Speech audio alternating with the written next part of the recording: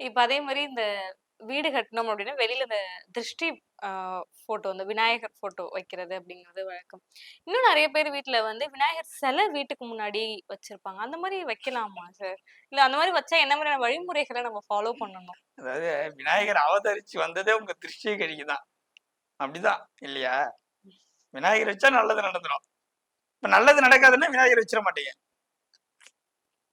Sir இல்ல இல்ல பொதுவாவே நீங்க வீடு கட்டணும் அப்டின்னா, அந்த விநாயகர் ஃபோட்டோ அப்டி முன்னாடி வைக்கிறது வழக்கம். இன்னும் ஒரு சில பேரு விநாயகர் சிலையே இங்க குட்டியா பாருங்க, வைப்பாங்க நான் சார். ஒண்ணு சொல்றேன். ம், நீங்க விநாயகர் வைங்க, கண்ணாடி வைங்க, ம், கண் திருஷ்டி என்ன வேணாலும் செய்யுங்க.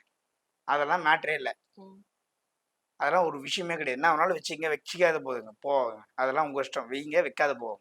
என்னுடைய ம், அஸ்ட்ராலஜி, என்னுடைய வாஸ்துல ஒரு விஷயத்த சொல்றேன். ம். நீங்க ஒரு வீடு கட்டி கிரகப்பிரவேசம் பண்றீங்க.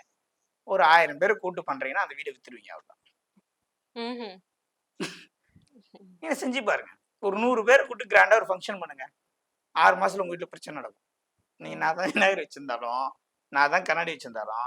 இன்றைய உலகத்துல 90% இவன் எப்புட்றா வீடு கட்டுனான்? ம், இவ்ளோ பெரிய வீடு கட்டானே!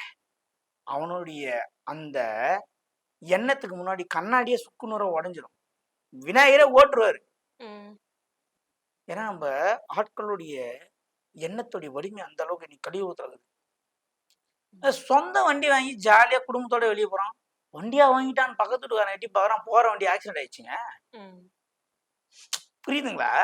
ஓகே. கண் திருஷ்டி அந்த அளவுக்கு ஆ பவர்ஃபுல். நீ எந்த விநாயகரால கூட காப்பாத்த முடியாதுன்னு விநாயகரே சொல்றீங்க. எஸ்கேப் ஆயிடுவாரு. பயந்துருவாரு. அவர் குடும்பத்துல பிரச்சனை நடக்கும். யாரு? ம், விநாயகர் குடும்பத்திலே பிரச்சனை நடக்கும். நம்ப ஆளுங்க பண்ற வேலை இருக்குதே, ம். சாதாரண வேலை கிடையாது.